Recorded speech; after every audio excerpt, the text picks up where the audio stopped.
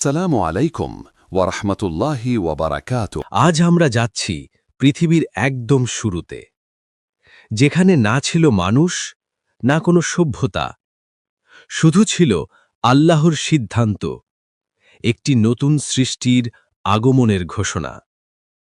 আজকের এই ভিডিওতে আমরা জানব হজরত আদম আলাহিস সালামের জীবনী, যার মাধ্যমে শুরু হয়েছে মানবজাতির ইতিহাস, সভ্যতার সূচনা আর আমাদের অস্তিত্বের গল্প।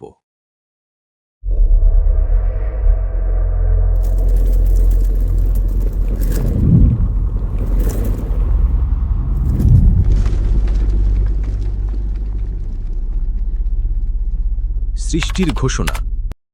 আল্লাহ তাআলা ফেরেশতাদের বললেন, আমি পৃথিবীতে একজন খলিফা সৃষ্টি করতে যাচ্ছি। ফেরেশতারা বলল, হে আল্লাহ, তারা কি রক্তপাত করবে না, বিশৃঙ্খলা করবে না? আল্লাহ তাআলা বললেন, আমি যা জানি তোমরা তা জানো না। এরপর আল্লাহ তাআলা পৃথিবীর বিভিন্ন জায়গা থেকে মাটি নিলেন মানুষ বানানোর উদ্দেশ্যে। সাদা, কালো, লাল, বাদামি রঙের মাটি, আর তাই মানুষের রং চরিত্র এত বৈচিত্র্যময়।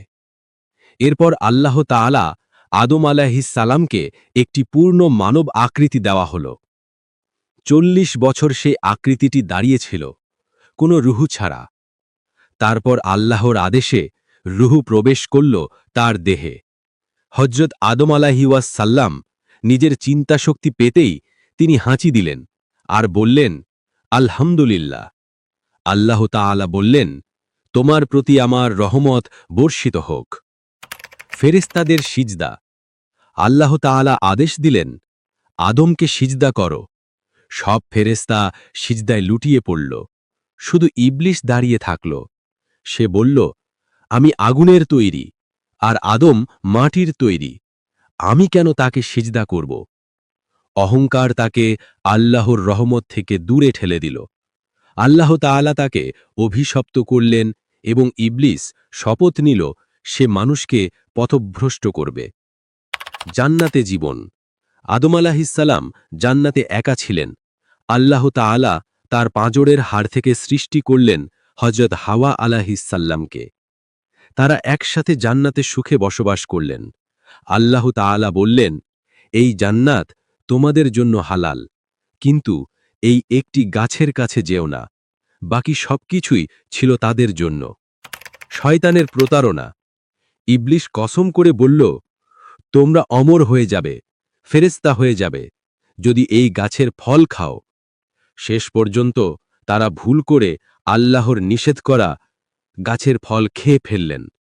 সঙ্গে সঙ্গে জান্নাতের পোশাক সরে গেল। তারা পাতা দিয়ে নিজেদের ঢাকলেন। তারা গভীর লজ্জা ও অনুতাপে ভরে গেলেন এই ভুলের জন্য। আল্লাহ তাআলা তাদের পৃথিবীতে পাঠালেন, কিন্তু এটি ছিল আল্লাহর পূর্ব নির্ধারিত পরিকল্পনা। মানব সভ্যতা শুরু হবে পৃথিবী থেকেই, সেটা আল্লাহ তাআলা ভালো করেই জানতেন। তওবা গ্রহণ। গাছের ফল খাবার ভুলে আদম হাওয়া দুজনেই গভীর অনুতপ্ত হলেন।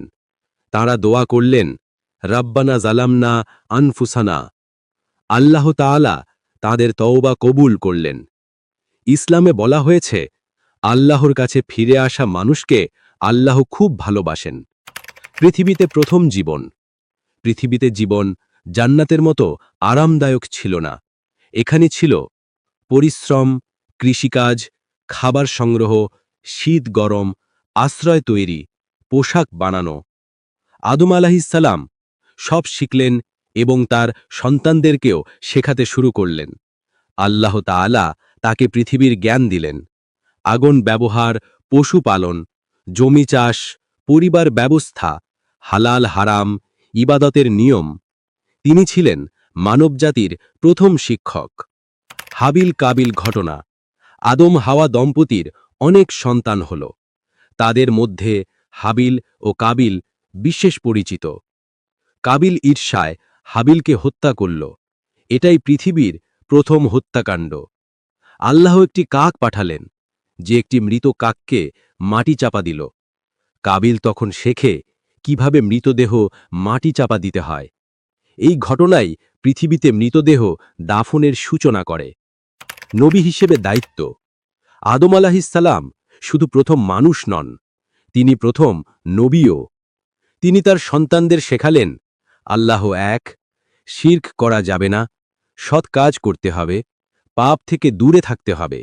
দোয়া, ইবাদাত, তাকওয়া সম্পর্কে শেখালেন, পরিবার ও সমাজের নিয়মও শেখালেন। তার মাধ্যমে নবুয়তের ধারা শুরু হল, যা শেষ হল হজরত মুহাম্মদ সাল্লাল্লাহু আলাইহি ওয়াসাল্লামের মাধ্যমে। জীবনের শেষ ও মৃত্যু। উলামাদের মতে আদম আলাইহিসসালাম প্রায় 960 বছর পৃথিবীতে ছিলেন। মৃত্যুর সময় তিনি জান্নাতের বর্ণনা শুনে ফিরে যেতে চাইলেন। মালাকুল মৌত বললেন, এটাই আল্লাহর ফায়সালা। মৃত্যুর পর তাকে জান্নাতের মাটিতে দাফন করা হয়। আজকের এই ভিডিওর শেষ কথাটি হল, হজরত আদম আলাইহিসসালাম আমাদের প্রথম পিতা, প্রথম শিক্ষক, প্রথম নবী। তার থেকেই শুরু মানবজাতির ইতিহাস, আর শেষ হবে কেয়ামতের দিনে।